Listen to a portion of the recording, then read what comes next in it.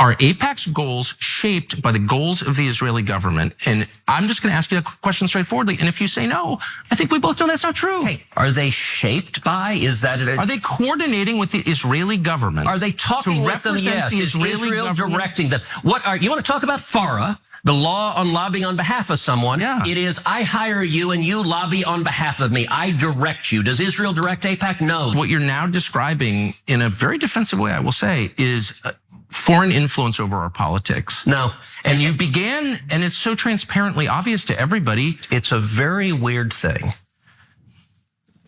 The obsession with Israel, when we're talking about foreign countries, it's hardly an obsession. You're not talking about Chinese, you're not talking about Japanese, you're not talking about the Brits, you're not talking about the French. The question, what about the Jews? What about the Jews? Oh, I'm an anti-Semite now.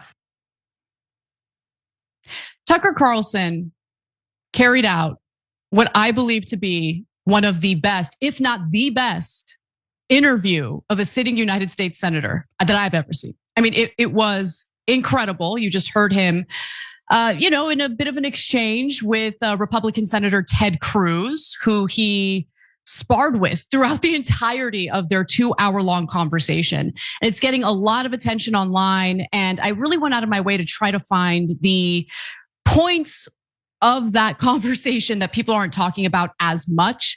Some of you may have come across the video that went viral featuring Ted Cruz, essentially letting the world know that he doesn't know basic facts about Iran, a country that he would like to see regime change in, a country that the United States might get involved in pushing for regime change in.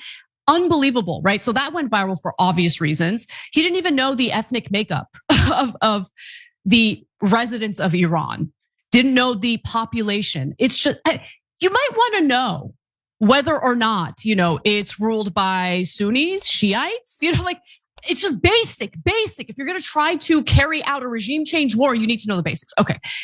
I'm not going to talk about that because there's so many other topics that they touched on, including the influence of something we talk about quite a bit on this show, and that's the Israel lobby. Okay, it's not the Jewish lobby, it's the Israel lobby. It's known as AIPAC.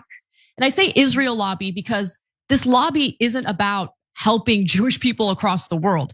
This is a lobby that is powerful because of its involvement of evangelical Christians and yes, Zionists as well. And it's not to make life better for Jews in America, for instance. It's all about basically lobbying our government to carry out policies that are preferential and beneficial to Israel. And I was shocked to see that Tucker Carlson wanted to take Cruz to task over this. So without further ado, let's take a look. I've never taken money from the Israel lobby. Have you? Taken money from the Israel? From AIPAC. So AIPAC raises a lot of money for me, but it's actually a misnomer because the people who raise money are individuals.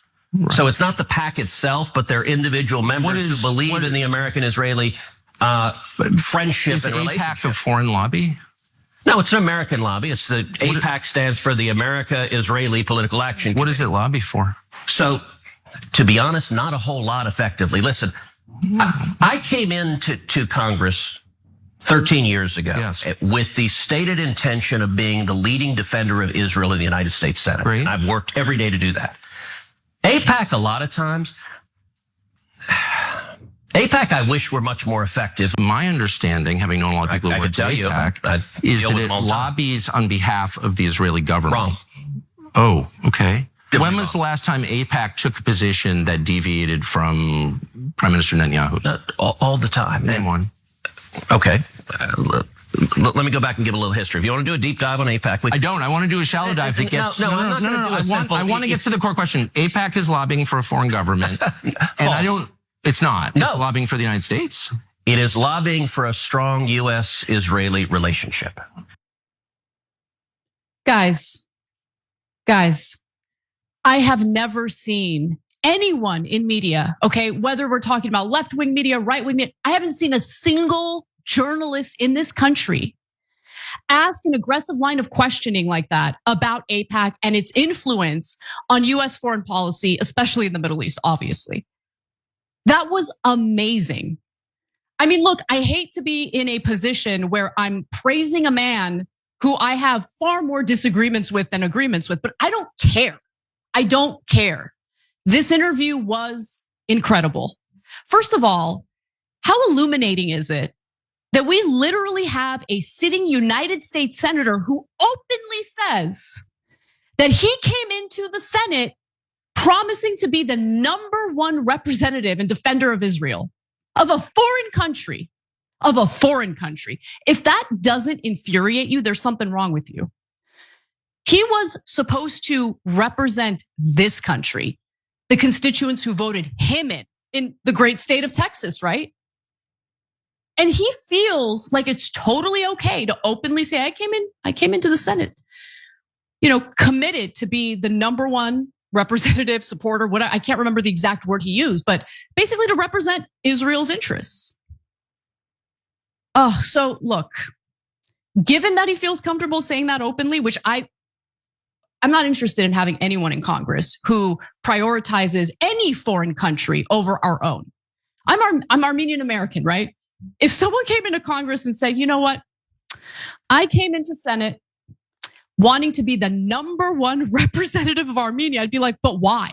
No, I don't, we have problems here. And I think I finally figured out what's making Tucker tick, like what the big change with him has been.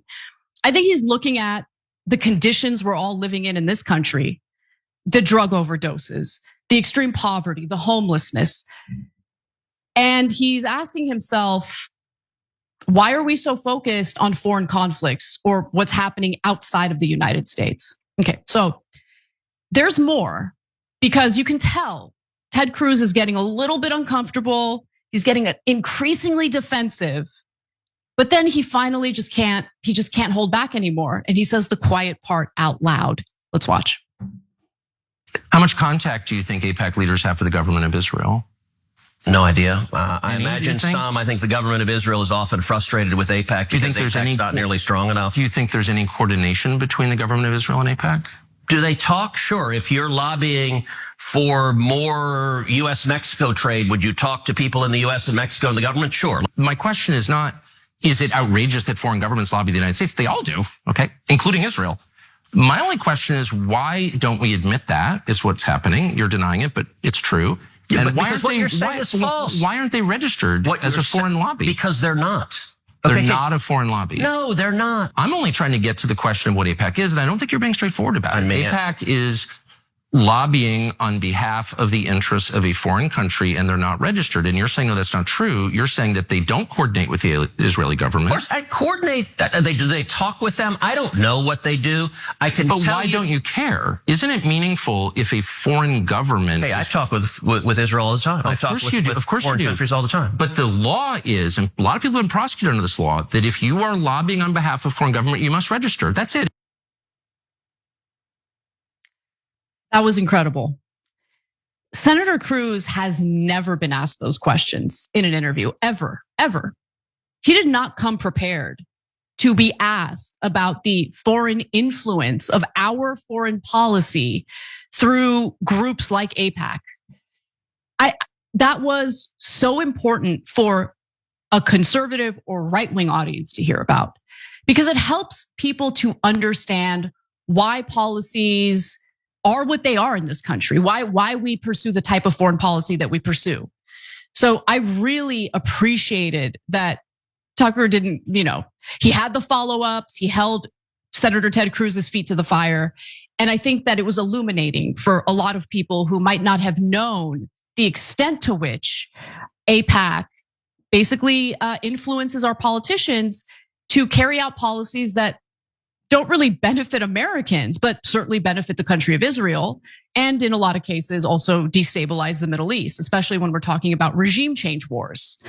So I want to just quickly talk about the big lie that he tried to tell in that line of questioning, right? So Ted Cruz is like, no, it's not a foreign lobby. I mean, these are Americans. They're not doing any coordination with Israel.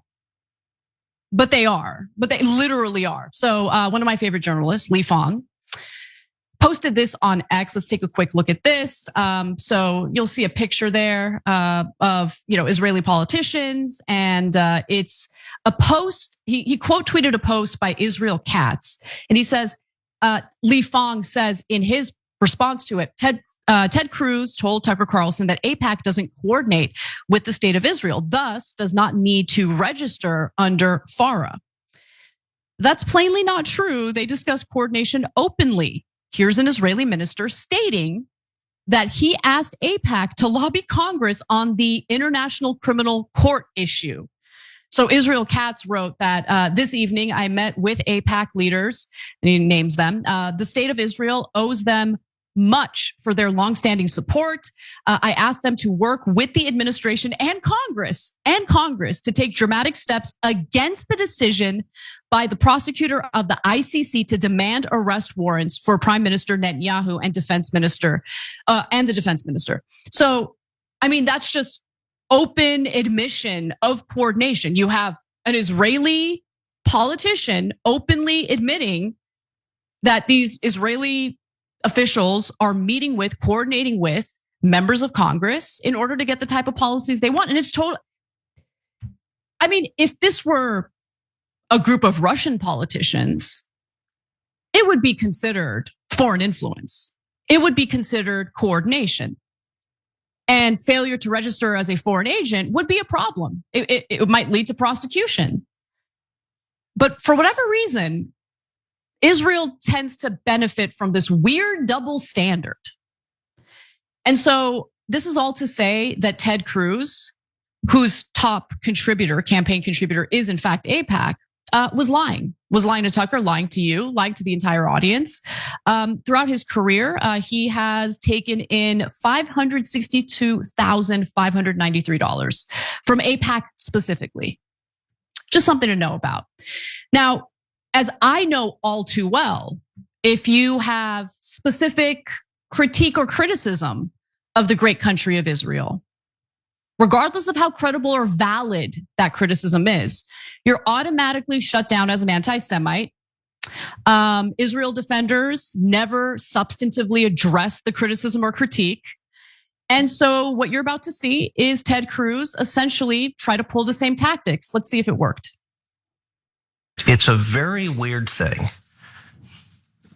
The obsession with Israel. When we're talking about foreign countries, it's hardly an obsession. You're not talking about Chinese. You're not talking about Japanese. You're not talking about the Brits. You're not talking about the French. The question: what about the Jews? What about the Jews? Oh, I'm an anti-Semite now, Senator. You're asking the questions, Tucker. You're asking why are the Jews controlling our foreign policy? Senator, that's what you just asked. Hardly saying that, and I have. That is exactly what you just said. Well, actually, I can speak for myself and tell you what I am saying. Good.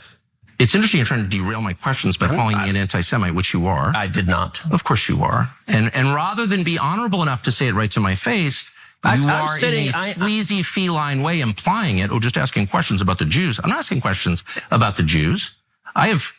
There's nothing to do with Jews or Judaism. It has to do with the foreign government. Isn't Israel controlling our foreign policy? That's not about the Jews. You said, I'm asking you. And by the way, you're the one that just called me, I think, a sleazy feline. So let's be clear. It's sleazy to imply that I'm an anti-Semite, which you just did. No, I just said, why is that the only question you're asking? You answer it. Give me another reason. If you're not an anti-Semite, give me another reason why the obsession is Israel.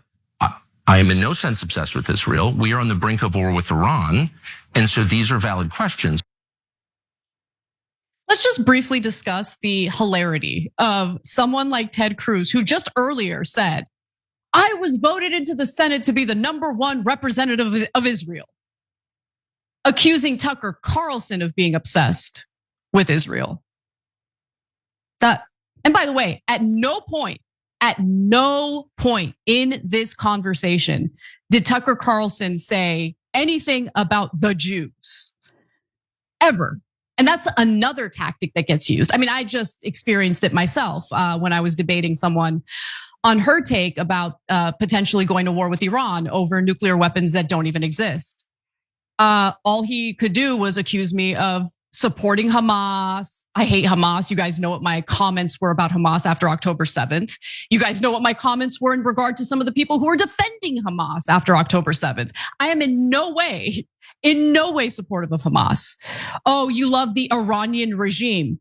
No, I just don't want to do a regime change war and further destabilize the Middle East and destabilize a country of 90 to 92 million people with no strategy, no plan in place.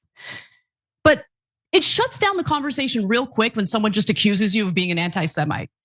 And that's the one smear that for the longest time would stick to people. It would stick even though there was no evidence of it. But I think those who use that tactic have overplayed their hand.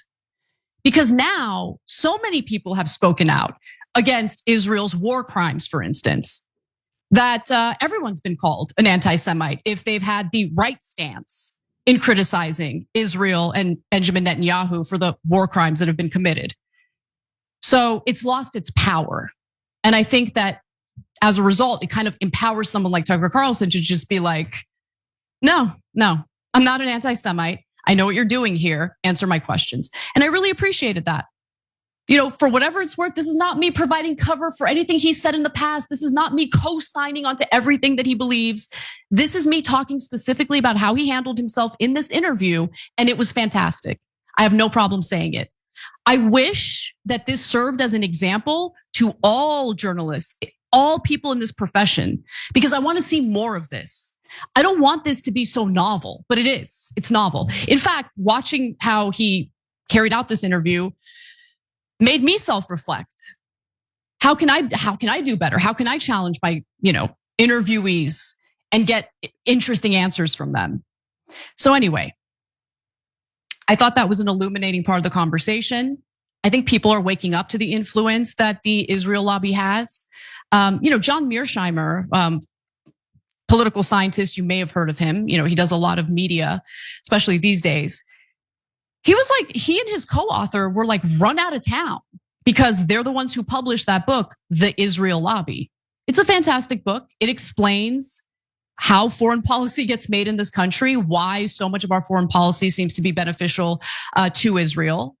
And they were just automatically smeared as anti-Semites. I remember reading, before the book was published, there was like a long essay version of the work that they were doing.